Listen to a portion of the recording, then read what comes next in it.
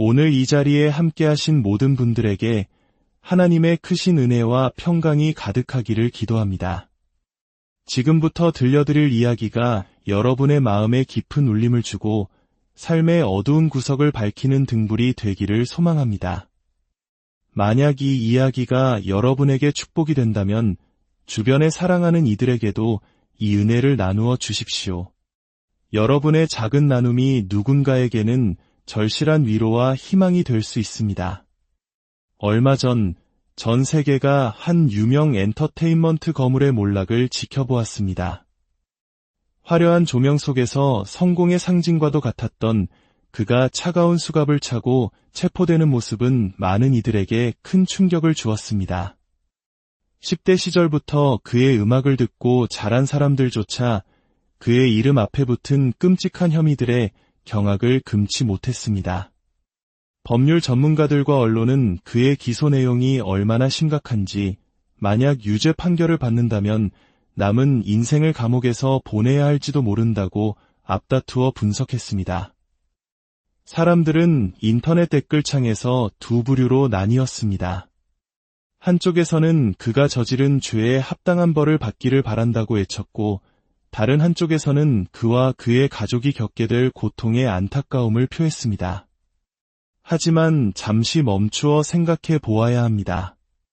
로비에서 여성을 폭행하는 영상이 공개되고 수많은 소송이 제기되기 훨씬 이전에 무엇이 그를 이 끔찍한 상황의 벼랑 끝으로 몰고 갔을까요? 그를 파멸로 이끈 그 힘은 놀랍게도 바로 오늘 이야기를 듣고 있는 당신과 나의 내면에도 살아 숨쉬고 있는 것과 똑같은 것입니다. 그것은 바로 죄입니다. 그의 인생을 송두리째 흔들어 놓은 것은 바로 그의 삶 속에 뿌리 내린 죄였습니다. 그리고 그 죄는 우리 모두의 안에 살아있는 현실이기도 합니다. 우리는 다른 사람의 죄를 보며 손가락질하고 그가 마땅히 받아야 할 벌에 대해 이야기합니다. 하지만 정작 우리 자신의 삶 속에 회개하지 않은 죄들이 쌓여가고 있으며 그 죄의 대가로 우리가 무엇을 받게 될지에 대해서는 얼마나 깊이 고민하고 있습니까? 죄. 이 한 글자 단어는 인류 역사의 시작부터 우리 존재의 가장 깊은 곳에 자리한 고통의 근원입니다. 아담으로부터 시작되어 모든 인간에게 퍼져나간 원죄. 이 죄는 우리 존재의 재앙이며 이 사회에 존재하는 모든 고통과 괴로움의 원인입니다. 당신의 눈에서 흘러내렸던 모든 슬픔의 눈물 한 방울, 친구와 가족, 부부 사이에 존재하는 모든 갈등과 긴장의 근원 역시 바로 이 죄 때문입니다. 지금 이 순간 세상 곳곳에서 벌어지는 끔찍한 문제들의 뿌리에는 이 죄라는 것이 도사리고 있습니다. 죄는 인류 역사 속에서 수많은 제국을 무너뜨렸고 정부를 부패시켰으며 인간 존재의 모든 부분을 감염시켰습니다. 우리의 지성, 감정, 욕망, 세상을 바라보는 방식, 우리의 언어와 마음, 그 모든 것이 죄에 오염되었습니다. 혹자는 이렇게 생각할지 모릅니다. 나는 모태 신앙인데, 나는 도덕적으로 깨끗하게 살아왔는데, 하지만 이 땅에 태어난 모든 사람은 예외 없이 존재의 모든 부분이 죄에 감염되어 있습니다. 저는 죄를 증오합니다. 제 삶 속에 있는 죄를, 우리 교회 안에 있는 죄를, 이 사회에 만연한 죄를 증오합니다. 제가 도덕적으로 완벽해서가 아닙니다. 오히려 정반대입니다. 저는 죄가 제 삶에 얼마나 큰 고통과 파괴를 가져왔는지, 얼마나 깊은 좌절과 마음의 상처를 남겼는지 뼈저리게 알기 때문입니다. 지나온 삶의 어두운 계절들을 돌아보며 죄가 남긴 폐허에 후회하고 탄식해본 사람이 저뿐만은 아닐 것입니다. 죄 때문에 후회하는 순간들, 죄 때문에 내 인생의 이야기책에서 찢어버리고 싶은 페이지들이 우리 모두에게 있습니다. 예수님께서는 지상에서의 사역을 마무리하실 무렵 제자들을 세상에 남겨둘 준비를 시키셨습니다. 마태복음 16장에서는 교회의 탄생을 예언하셨고 28장에서는 복음을 전파하고 제자를 삼으라는 교회의 유일한 사명을 주셨습니다. 그리고 마태복음 18장에서 주님은 교회 공동체가 어떻게 스스로를 다스려야 하는지에 대한 첫 번째 가르침을 주십니다. 이 장은 신약 성경 전체를 통틀어 가장 중요한 장 중 하나입니다. 왜냐하면 예수님께서는 당신의 백성들이 세상으로 나아가 메시지를 전하기 전에 먼저 공동체 안에서 거룩하게 살아가는 법을 가르치셨기 때문입니다. 우리의 잘못된 행동이 우리가 전하는 복음의 증언을 훼손해서는 안 되기 때문입니다. 그 첫 가르침은 이렇게 시작됩니다. 제자들이 예수님께 와서 묻습니다. 천국에서는 누가 가장 큰 자입니까? 이 질문 속에서 우리는 그들 마음의 연약함을 엿볼 수 있습니다. 예수님은 한 어린아이를 불러 그들 가운데 세우시고 말씀하셨습니다. 진실로 너희에게 이르노니 너희가 돌이켜 회개하고 이 어린아이들과 같이 되지 아니하면 결단코 천국에 들어가지 못하리라. 어린아이는 겸손하고 온유하며 영광을 구하지 않습니다. 관심 받으려 하지도 않고 명성이나 무대를 탐하지도 않습니다. 예수님은 말씀하십니다. 이 아이처럼 자신을 낮추는 사람이 천국에서 가장 큰 자라고, 하나님 앞에서 위대함이란 지위나 권력, 소셜미디어 팔로워 숫자가 아니라 오직 겸손함으로 측정됩니다. 그리고 주님은 무서운 경고를 덧붙이십니다. 누구든지 나를 믿는 이 작은 자 중 하나를 실족하게 하면, 즉 공동체 안에서 다른 형제자매를 죄에 빠뜨리는 통로가 된다면 차라리 연자 맷돌이 그 목에 달려서 깊은 바다에 빠뜨려지는 것이 나으리라. 이것은 로마 시대의 사형 방법 중 하나였습니다. 주님은 다른 그리스도인을 죄에 빠뜨리며 살아있는 것보다 차라리 죽는 것이 더 안전하다고 말씀하시는 것입니다. 이 땅에 존재하며 다른 사람을 죄로 이끄는 통로가 되느니 차라리 이 세상에서 사라지는 것이 낫다는 극단적인 경고입니다. 이어서 주님은 이렇게 외치십니다. 실족하게 하는 일들로 말미암아 세상에 화가 있도다. 실족하게 하는 일이 없을 수는 없으나 그 일로 말미암아 실족하게 하는 그 사람에게는 화가 있도다. 주님은 여기서 화 있을진저라는 이중의 저주를 선포하십니다. 이 단어는 회개하지 않는 죄인들을 향해 주님께서 사용하신 매우 강력하고 심각한 단어입니다. 그 저주의 반대편에 서고 싶은 사람은 아무도 없을 것입니다. 이 화는 다가올 준엄한 심판에 대한 선포임과 동시에 그 심판을 받게 될 자들에 대한 깊은 슬픔의 표현입니다.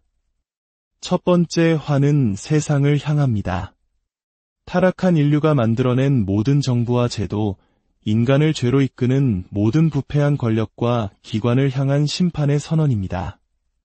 사람들을 죄짓기 쉽게 만드는 모든 법과 제도, 모든 조직, 성매매와 인신매매를 조장하는 자들, 죄를 수출하는 모든 국가와 단체를 향해 주님은 외치십니다. 너희에게 화가 있을 것이다. 회개하지 않는 완고한 마음으로 죄를 퍼뜨리는 모든 자들에게는 혹독한 심판이 기다리고 있으며 그들이 겪게 될 고통을 생각하니 마음이 아프다고 주님은 말씀하십니다. 물론 타락한 세상에서 죄의 유혹이 존재하는 것은 불가피합니다. 창세기 3장 이후의 세상에 살고 있기 때문입니다. 하지만 주님은 두 번째 화를 통해 경고하십니다. 그 유혹이 오게 하는 그 사람에게는 화가 있도다. 세상에 죄가 퍼지는 것은 어쩔 수 없다 하더라도 당신이 그 죄를 퍼뜨리는 책임자가 되어서는 안 된다는 것입니다. 세상이 죄로 눈이 멀어 있을지라도 하나님의 자녀들만큼은 죄를 퍼뜨리는 대리인이 되어서는 안 됩니다. 사랑하는 형제자매 여러분, 이것은 주 예수 그리스도의 매우 엄중한 말씀입니다. 주님은 죄가 인류에게 얼마나 끔찍한 파괴와 손상을 입혔는지 알고 계십니다. 주님은 영원한 분이십니다. 베들레헴에서 태어나시기 전부터 존재하셨던 분입니다. 그분은 최초의 죄가 어디서 어떻게 시작되었는지 직접 목격하셨습니다. 성경은 하나님께서 천사들을 창조하셨다고 가르칩니다. 그 중에는 3명의 천사장이 있었습니다. 전쟁을 주관하는 미가엘, 소식을 전하는 가브리엘, 그리고 찬양을 주관하던 루시퍼입니다. 에스겔서는 루시퍼의 몸이 악기로 만들어졌다고 묘사합니다. 하지만 이사야서는 그가 하늘에 있을 때 어떻게 타락했는지 보여줍니다. 그는 자신의 아름다움을 보고 마음속에 최초의 죄, 바로 교만을 품었습니다. 그리고 교만한 마음으로 다른 천사들을 찾아가 속삭이기 시작했습니다. 내가 하나님보다 높아질 것이다. 그는 반역을 꾀했고 성경은 하늘에서 전쟁이 있었다고 기록합니다. 사탄은 결코 전능하신 하나님보다 강하지 않습니다. 그는 하늘에서 쫓겨났습니다. 예수님은 사탄이 하늘로부터 번개같이 떨어지는 것을 내가 보았노라고 말씀하셨습니다. 요한계시록은 그의 꼬리가 하늘의 별 3분의 1을 끌어다가 땅에 던졌다고 묘사합니다. 그와 함께 타락한 천사들, 즉 오늘날 이 땅을 떠도는 악마들이 바로 그들입니다. 그 악마들은 당신이 점을 보러 갈 때 점쟁이의 귓가에 속삭입니다. 당신이 어릴 때부터 당신을 지켜봐 왔기에 당신의 나이와 옛 연인의 이름, 태어난 도시 같은 것을 알려주며 미래를 예언하는 척 당신을 예수 그리스도로부터 멀어지게 만듭니다. 타로 카드, 수정, 주술과 같은 것들은 모두 악마적인 것입니다. 어떻게 하나님께 기도하면서 동시에 성경책 옆에 수정을 놓아둘 수 있습니까? 어떻게 기도의 향을 올리면서 동시에 주술적인 향을 피울 수 있습니까? 설교만 많이 듣고 성경을 직접 읽지 않기 때문에 우리는 무엇이 하나님에게서 온 것이고 무엇이 악한 영에게서 온 것인지 분별하지 못하게 됩니다. 하늘에 계신 그리스도께서는 최초의 죄가 저질러지는 것을 당신의 눈으로 직접 보셨고 그것이 얼마나 끔찍한 파괴를 일으켰는지 아십니다. 한 천사장이 영광의 자리에서 쫓겨나 우리의 대적, 마귀이자 사탄이 되었습니다. 주님은 죄가 인간의 마음과 삶에 얼마나 깊은 상처를 남기는지 아십니다. 죄가 얼마나 파괴적이고 치명적인지 아십니다. 주님은 우리가 죄악된 행동 때문에 스스로에게 상처 입히는 것을 보시며 비통해 하십니다. 당신의 자녀들이 죄에 빠져 탐닉하는 것을 보실 때 우리의 삶이 망가지고 우리의 간증과 신뢰가 무너지는 것을 보실 때 주님의 마음은 슬픔으로 가득 찹니다. 주님은 당신의 사랑 때문에 우리의 눈물에 수없이 응답하셨지만 한편으로는 이렇게 바라보고 계실지도 모릅니다. 내가 그저 이것을 멈추기만 한다면 주님은 죄가 가져오는 깊은 손상과 파괴를 아시기 때문에 당신의 백성들에게 죄를 가지고 장난치지 말라고 극단적인 방법을 통해 경고하셨습니다. 죄를 애완동물처럼 다루지 말고 목줄을 채워 곁에 두지 말라고 가르치셨습니다. 그 증거가 바로 다음 구절에 나옵니다. 만일 내 손이나 내 발이 너를 범죄하게 하거든 찍어내버리라. 장애인이나 다리저는 자로 영생에 들어가는 것이 두 손과 두 발을 가지고 영원한 불에 던져지는 것보다 나으니라. 이것은 문자 그대로 손발을 자르라는 말이 아닙니다. 주님은 신체 절단을 옹호하시는 것이 아니라 행동의 절단을 촉구하시는 것입니다. 이것은 우리가 행하는 죄, 즉 적극적인 행동으로 짓는 죄를 의미합니다. 음란물을 보는 것, 불화의 씨를 뿌리는 것, 권위에 반항하는 것, 거짓말하고 속이고 훔치는 것, 다른 사람에게 불필요한 상처를 주는 것과 같은 죄들입니다. 주님은 회개하지 않고 반복해서 짓는 모든 죄를 향해 그것을 인식하고 발견하고 잘라내라고 명령하십니다.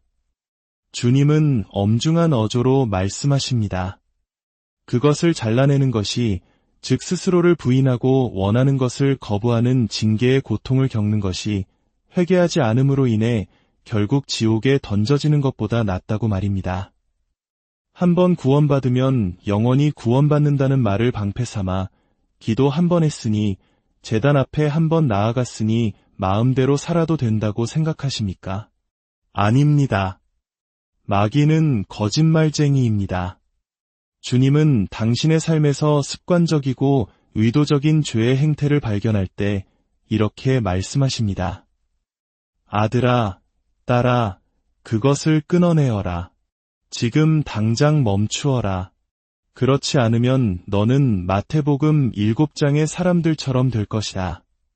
주여, 주여, 우리가 주의 이름으로 선지자 노릇을 하지 않았습니까? 라고 외치지만 주님께서는 불법을 행하는 자들아, 내게서 떠나가라. 나는 너를 도무지 알지 못한다고 말씀하실 것이다. 주님은 여기서 멈추지 않으십니다. 만일 내 눈이 너를 범죄하게 하거든 빼어내버리라. 한 눈으로 영생에 들어가는 것이 두 눈을 가지고 지옥불에 던져지는 것보다 나으니라. 손과 발이 행하는 죄의 은유였다면 눈은 마음의 문제에 대한 은유입니다. 이것은 밖으로 드러나지 않아 다른 사람은 볼 수 없지만 하나님은 보시는 숨겨진 죄들입니다. 용서하지 못하는 마음, 교만, 정욕, 분노, 질투, 시기, 탐욕과 같은 우리 마음 속의 모든 죄악된 것들입니다. 주님은 다시 한번 신체 절단이 아닌 마음의 절단을 말씀하십니다. 당신의 마음 속에서 하나님의 눈에 죄악된 것들을 잘라내라는 것입니다. 마음 속에 정욕이 끓어오를 때, 질투가 솟아날 때, 탐욕이 고개를 들 때, 그것들을 기도의 골방으로 가져가 하나님 앞에 쏟아내고 뿌리 뽑아야 합니다. 마음의 죄와 공격적으로 싸워야 합니다. 어떤 이들은 은혜의 시대에 살고 있기에 죄에 대한 하나님의 진노를 보지 못했다고 해서 죄를 가볍게 여깁니다. 은혜가 방종의 면허증이라도 되는 것처럼 착각합니다. 하지만 신약 시대에도 성령을 속인 죄로 아나니아와 삽비라가 즉사했다는 사실을 기억해야 합니다. 만약 주님께서 오늘날 우리의 죄 때문에 사람들을 치신다면 이 교회는 텅 비게 될지도 모릅니다. 이 나라가 잃어버린 것은 바로 하나님에 대한 경외심입니다. 주님은 당신의 백성들을 거룩한 삶, 성결을 추구하는 삶으로 부르십니다. 단지 주일에 부르는 찬양이나 소셜미디어에 올리는 글이 아니라 월요일부터 토요일까지 이어지는 삶의 방식으로 말입니다. 이 모든 것이 너무 무겁고 불가능하게 느껴지십니까? 아닙니다. 주님은 우리에게 죄에서 돌이킬 힘을 주셨습니다.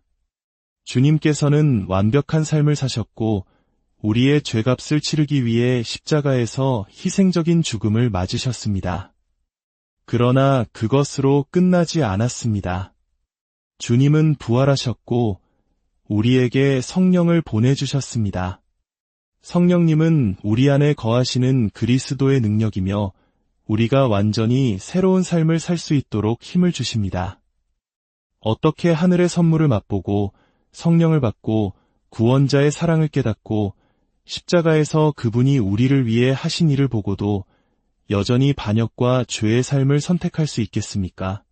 아닙니다. 당신은 능력을 받았습니다.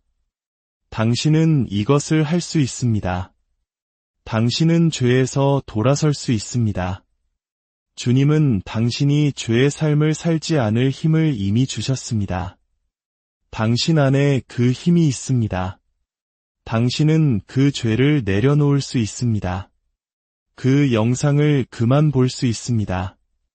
그 감정을 끊어낼 수 있습니다. 주님께서 당신에게 회개하지 않는 죄의 삶을 살지 않을 능력을 주셨기 때문입니다. 만약 하나님의 백성들조차 구원자의 말씀을 진지하게 받아들이지 않는다면 우리가 세상에 무슨 신뢰를 줄 수 있겠습니까? 우리는 거룩한 백성이요, 왕같은 제사장이요, 세상과 구별된 특별한 소유입니다.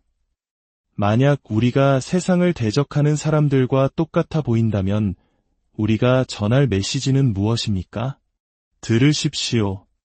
주님께서 우리에게 죄를 잘라내고 뽑아내라고 명령하셨다면 그것은 우리가 그럴 능력이 없는데 하라고 하신 것이 아닙니다. 우리가 할 수 있도록 이미 능력을 주셨기에 그렇게 명령하신 것입니다. 나머지는 우리의 변명일 뿐입니다. 죄와 장난치는 것을 멈추십시오. 죄를 옷장 속에 숨겨두는 것을 멈추십시오. 죄를 애완동물처럼 다루는 것을 멈추십시오. 죄를 발견하면 그것을 인정하고 죽이십시오. 계속해서 죄를 짜내고 그것으로부터 도망치십시오. 하나님의 제단 위에 자신을 던지며 외치십시오. 주님, 저를 불쌍히 여겨주소서. 이것이 바로 그리스도께서 당신의 공동체를 겸손과 어린아이와 같은 순수함, 그리고 거룩